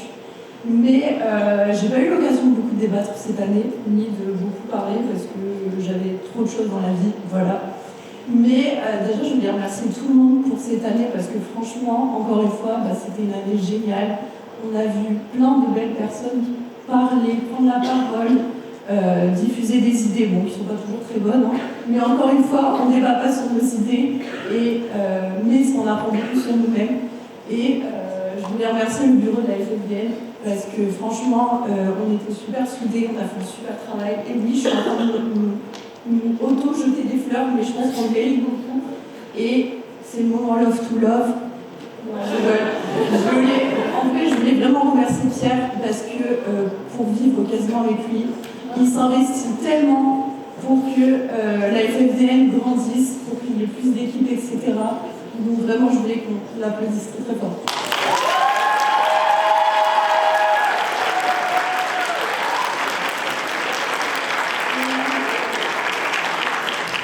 La dernière chose que je voulais dire, c'est que c'est pas évident de prendre la parole devant tout le monde. Genre là, actuellement, je suis en PLS. Mais s'il vous plaît, prenez la parole. Vraiment, j'ai même plus les mots. Juste, prenez la parole, prenez le courage de le faire parce qu'on n'a pas toujours l'occasion, on n'a pas toujours le statut, on pense ne pas avoir la légitimité pour parler, mais c'est hyper important. Et moi, comme expérience personnelle, l'année dernière, j'ai pu faire un éloge qui était hyper important pour moi. Et ça m'a aidé en fait à parler devant tout le monde. Et n'ayez pas peur de prendre des libertés sur ce que vous pensez, tant que ça respecte tout le monde, tant qu'il n'y a pas de racisme, d'homophobie, tout ça, on n'en veut pas, s'il vous plaît. Mais surtout, aimez-vous les uns les autres, respectez-vous. Et voilà.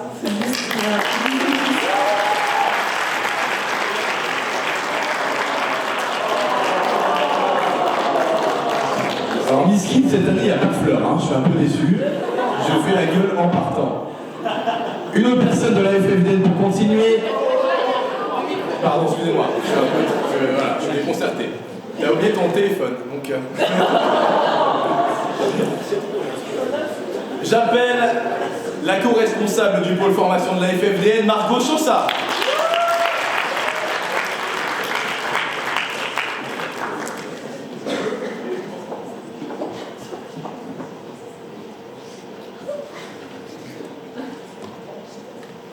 Bonsoir à tout le monde. Déjà, j'aimerais remercier tous les orateurs de cette compétition qui nous ont délivré des débats vraiment magnifiques, parfois de qualité, parfois un peu plus drôles. Et en tant que jury, ça a été vraiment des bons moments, très formateurs aussi pour notre éloquence, parce qu'en tant que jury, après, on arrive à voir tous les petits défauts, tous les points à retravailler, et c'est vraiment très enrichissant. S'il y en a l'année prochaine qui veulent intégrer le pôle formation de la FFDN, n'hésitez pas. Et abonnez-vous au Insta aussi de la FFDN. Un petit mot aussi pour représenter l'association dans laquelle je fais partie, le Serment des Spols.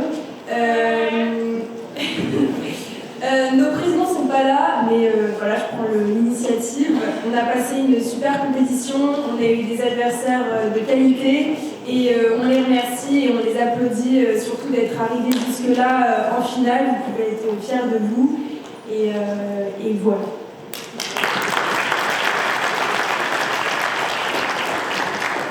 Merci à toutes et à tous. Maintenant, on va vous laisser respirer un petit peu. Merci de revenir maximum à 55 pour l'annonce de l'équipe de la compétition. Merci à vous.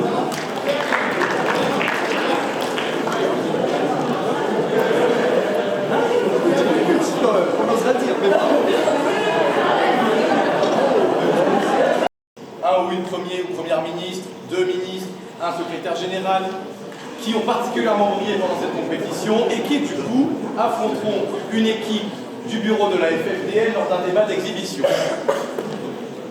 Chers amis, au poste de Premier ministre était nommé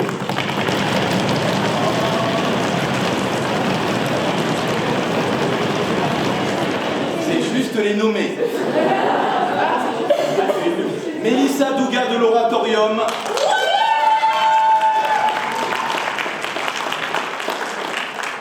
Généline Janton du Bec et la Plume. De la Tribune Yesseg. Et Léonie Pesant de Révolte Toilille.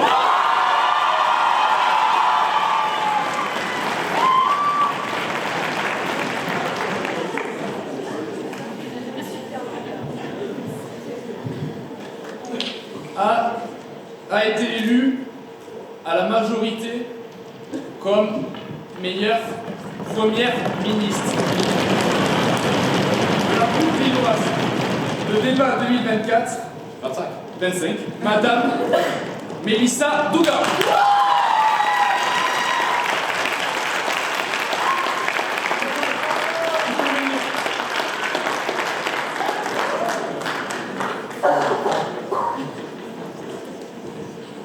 Félicitations à Mélissa. Au poste de ministre était nommée Anna Lignard de Parole d'Ingé, Lise Odonou de Révolte Toilille, Romain Samocadem du Serment d'Espol, Marie Coral de Beauparler Schema, Ali Souleyman de Jeudi des Batoués, Olga Romain du Bec et la Plume et Mathéo Jacob de Révolte Toilille.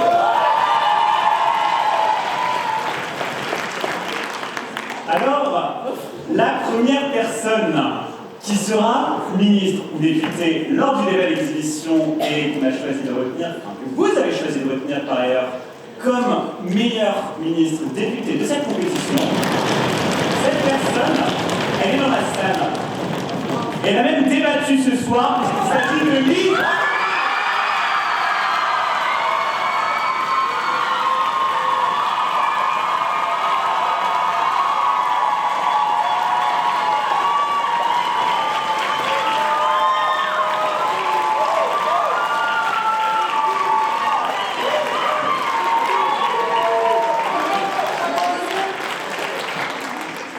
La deuxième personne qui a été élue pour faire partie de cette équipe, c'est Olga Romain.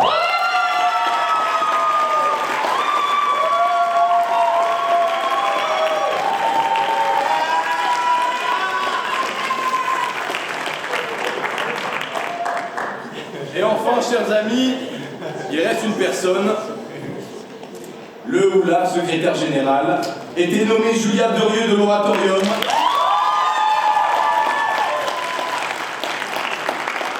Élise Gégou de Beauparler Schema, Louis Maté de la Tribune Yesseg et André Nicolas Strachman du Bruit des mots.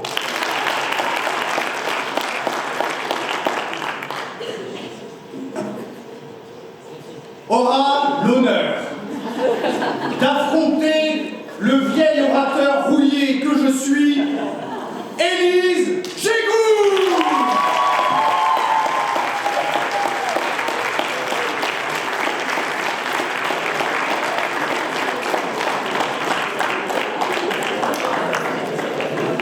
Et donc, surprise, chers amis, maintenant, bravo à Élise, bravo à toute l'équipe. Quelle sera l'équipe qui affrontera cette magnifique équipe? Cette équipe, vous allez la voir apparaître juste ici. Romain, Tristan, Margot et Tanguy.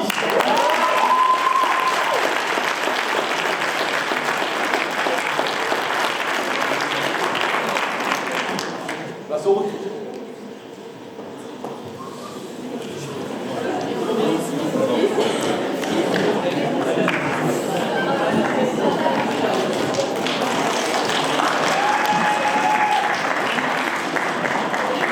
Bien, chers amis, chers camarades, avant d'annoncer les résultats, vous savez qu'il y a quand même une tradition dans les groupes, une tradition du chant.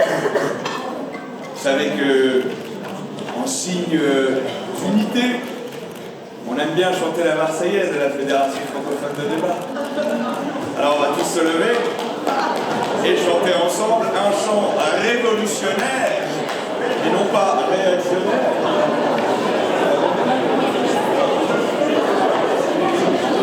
Allons enfants de la patrie, le jour de gloire est arrivé. Contre nous de la tyrannie, l'étendard sanglant élevé, l'étendard sanglant élevé. Entendez-vous dans nos campagnes mugir ces féroces soldats? Ils viennent jusque dans nos bras, égorger nos fils et nos compagnes. Aux armes, citoyens, formez vos bataillons. Marchons, marchons, bien sans but, abreuve nos sillons.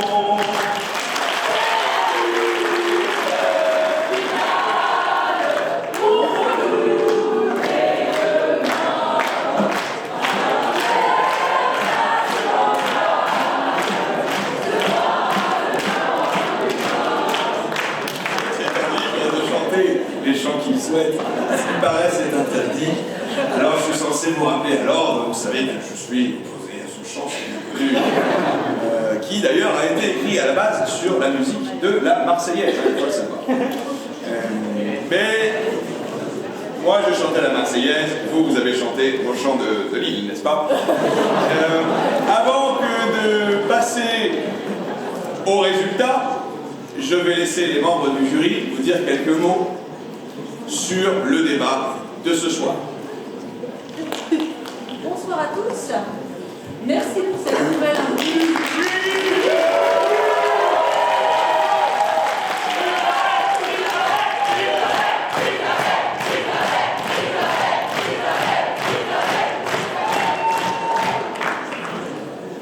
Merci à tous les orateurs et oratrices de ce soir. C'était un très beau débat. Vraiment un débat de grande qualité, dans un strict respect des règles du débat. Et elles sont nombreuses et pas si simples que ça. Un vrai beau débat de finale sur un sujet qui n'était clairement pas si simple que ça. Tous et toutes, vous vous êtes bien battus. Alors encore une fois, félicitations à tous. Vous êtes en finale et c'est déjà en cela une sacrée belle victoire.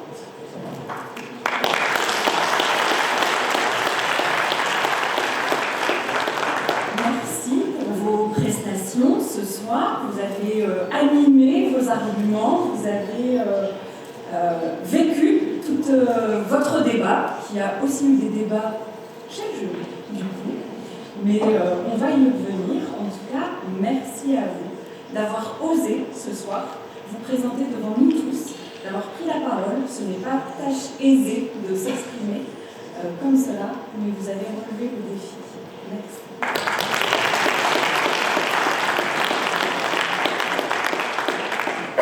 Un grand merci aux deux équipes. La négociation, ce qu'on peut appeler la négociation, a été très dure dans le jury parce que c'était un très beau match. Alors je tiens à préciser, parce que c'est filmé, que je me désolidarise totalement des propos qui ont été tenus. Je veux une carrière. J'aime beaucoup Xavier Bertrand aussi. Je cherche un peu en ce moment. Non, plus sérieusement, un très beau débat, très bien servi par les deux équipes. Si on s'arrête un instant sur l'éloquence, des prestations incroyables, alors beaucoup de décibels, c'était bien. Alors déjà beaucoup de décibels du côté du public. Et alors ça, j'aimerais quand même m'arrêter là-dessus. Et essentiellement là-dessus. Ils sont bons, ils le savent, ils le savent déjà, ils sont supportables pour ça. Non. Moi j'aimerais surtout un grand remerciement pour ce public. Vous pouvez vous applaudir.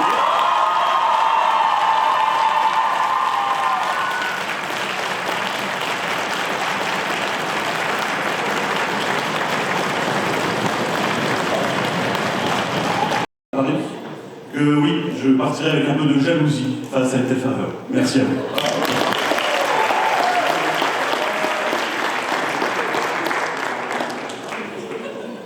Bonsoir à tous. Alors moi j'étais vraiment très heureuse d'être là, d'être invitée ce soir parce que j'ai déjà débattu avec toutes les équipes présentes et j'ai toujours eu beaucoup de plaisir à débattre avec vous.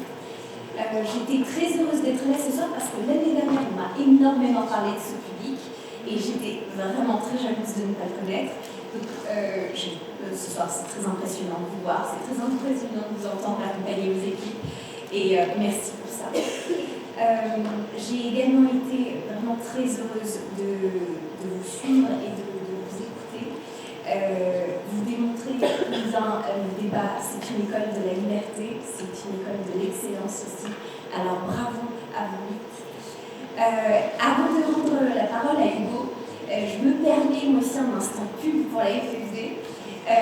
En partenariat avec le Bec à la Plume, qui l'ignorait jusque-là, mais nous aussi, nous faisons l'accompagnement à laboratoire auprès des lycéens. Et nous allons le week-end prochain, c'est-à-dire le samedi 29 mars et le dimanche 30 mars, la coupe de débat des lycéens. C'est une coupe nationale à destination de tous les lycéens et ouverte exceptionnellement cette année, également en 3e. Elle aura lieu à Paris et la finale pour eux, se déroule à l'Assemblée nationale. Donc je vous invite à nous envoyer vos frères, vos sœurs, vos enfants, vos cousins, enfin bref, voisins, amis. N'hésitez pas, la coupe est gratuite et ils ont vraiment une finale presque plus impressionnante que la nôtre. Merci beaucoup et je vous cède la parole.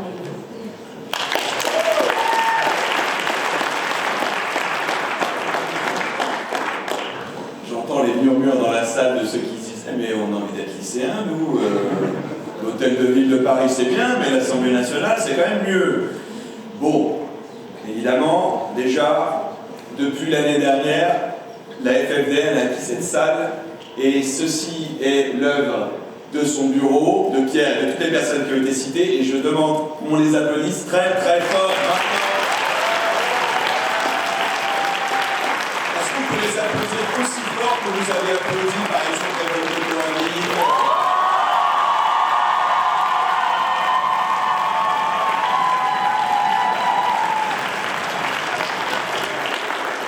Le débat c'est bien, mais l'organisation c'est du travail aussi, ça mérite d'être salué. Alors, chers amis, chers camarades, ça rentre dans le bingo de Pierre, parce qu'il y a un bingo ce soir, je crois qu'il y a plusieurs coups, je crois qu'il y avait des choses qui devaient rentrer dedans, il devait y avoir la citation, alors je sais qu'il y a eu la citation, il y a eu 2 citations, un Clausewitz et Gramsci, donc c'est bon, tu as coché cette case-là. Est-ce que Pierre, tu pourras nous dire combien de cases du bingo que vous aviez prévu ont été cochées? Tanguy, c'est possible ou pas? 16. Oh oui. 16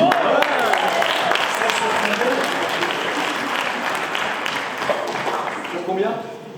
Sur 16 sur 36. Bon, la soirée n'est pas terminée.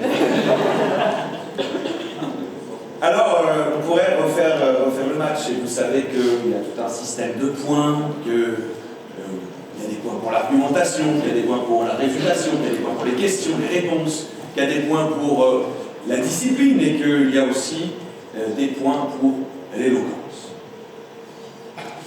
Nous n'allons pas refaire le match, nous n'en avons pas le temps, et puis je sens la pression dans la salle qui est en train de monter petit à petit, le stress. Cette nuit, chers amis, j'ai fait un rêve. Et c'est un vrai rêve que j'ai fait, qui n'est pas celui de Martin Luther King, on s'en fout. Au contraire, c'était toujours un rêve assez angoissant. Et c'est vrai, hein, ce que je vous raconte est vrai. J'étais au Louvre avec Vladimir Poutine. Et j'étais en train d'essayer de négocier avec Vladimir Poutine, je ne sais pas trop quoi, et puis, eh bien, comment dire, je trouvais qu'il était bon, quoi, malgré tous les reproches qu'on pouvait lui faire, qu'il avait quelque chose un peu de séduisant, et puis peut-être que j'étais marqué aussi par le fait, ça c'est peut-être un peu moins drôle, mais c'est pourtant la vérité que ma belle-sœur, les parents de ma belle-sœur se sont fait bombarder il y a 2 jours sous l'Ukrainien, leurs voisins sont morts, et ça aurait pu être eux. Ça n'a évidemment pas du tout influencé le débat, puisque vous aviez des positions de toute façon que vous n'avez pas choisies, mais simplement pour dire que, pour celles et ceux qui se demandent pourquoi est-ce que je ne serais pas un peu plus dans le comportement un peu plus, tonitruant des concours d'éloquence, peut-être parce que le sujet s'y prête moins. Et alors, d'une certaine façon, nous étions aussi nous-mêmes au Louvre, le Louvre de l'éloquence que vous représentez toutes et tous ce soir, le Louvre du débat. Et nous avions certainement notre Caravage et notre Léonard de Vinci, nous avions nos tableaux ce soir. Vous nous avez toutes et tous régalés, mais nous avons pris ensuite, point par point. Nous avons regardé, analysé, et nous avons trouvé que si Poutine était séduisant, ce soir, malgré tout, ceux qui remportaient le match étaient la tribune Yézé.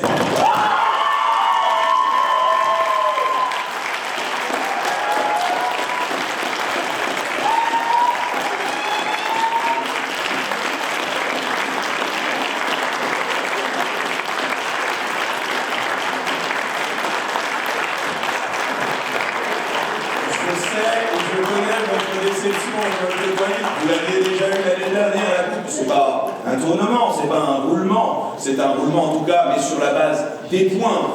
J'aimerais quand même qu'on applaudisse très fort la prestation de vous trois.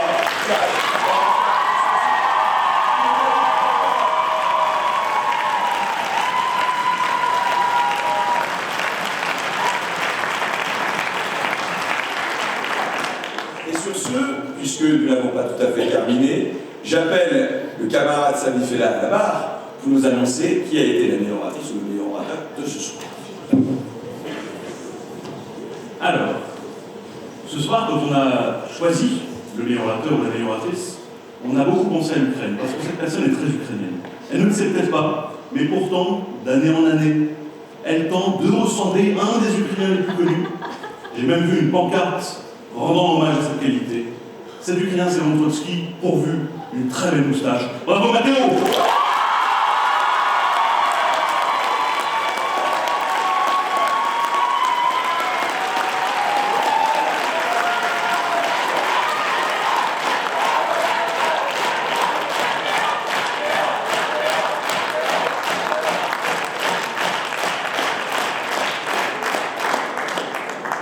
Sachez qu'on préfère organiser que juger les matchs. Hein. Ça paraît être sympathique d'être posé là, mais quand on doit revenir, il va y avoir des gens qui sont déçus, il va y avoir des... Mais l'avantage, c'est que, ça continue ensuite. Hein. Il y a la Coupe de France, même si les Lillois cette année ne sont pas forcément tout à fait au rendez-vous, mais il y en a quand même qui continuent, hein, et on peut les applaudir aussi très très fort, ils sont là-bas, c'est pas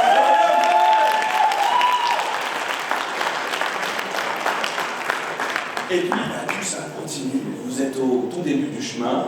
La révolte de Toilib, c'est possible, c'est quand même très probable qu'on vous retrouve l'année prochaine en finale aussi, probablement avec d'autres personnes du public qui, cette fois-ci, seront débatteurs, débattrices.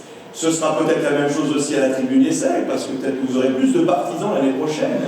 Que là, vous avez dû vous appuyer quand même surtout sur les autres clubs de la FFDN, qui disent non, mais on est neutre, on a dû leur dire oui, mais soutenez quand même l'Essai, parce que faut qu'il y ait un équilibre.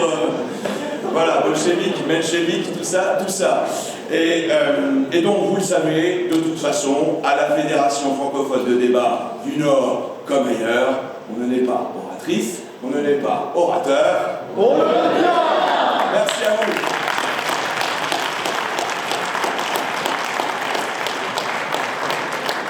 J'appelle donc l'équipe qui finit 3e de cette compétition pour parler schéma, s'il vous plaît.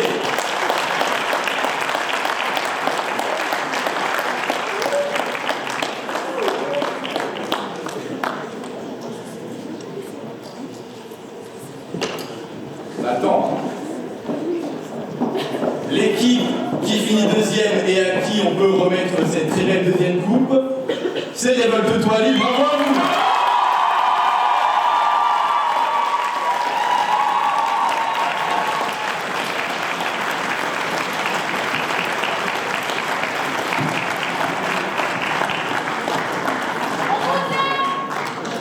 Nous aussi, on les aime.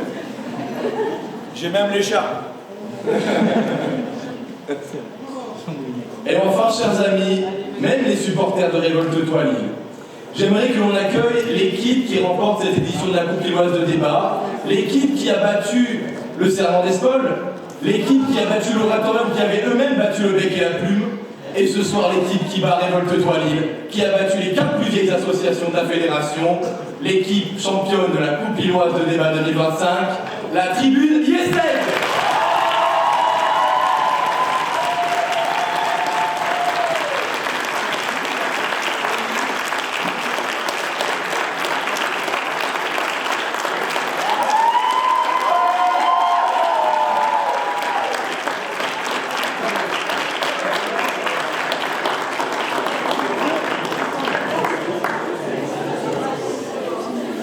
À présent, chers amis, je vous annonce qu'on a 9 minutes pour sortir du conseil régional. On va bien évidemment prendre des photos. On vous retrouve devant pour aller ensuite au Versailles, prendre un coup toutes et tous ensemble. Merci à vous.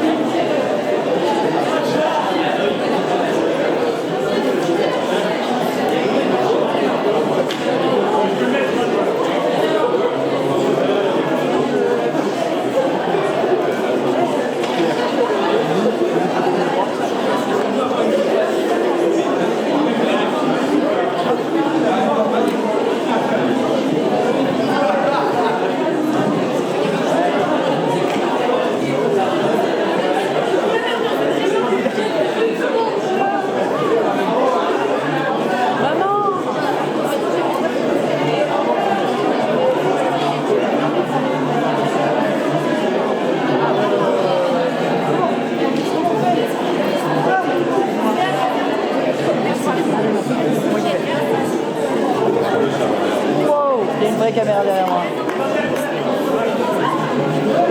Attends. Oui, bah écoute. Oh, oui.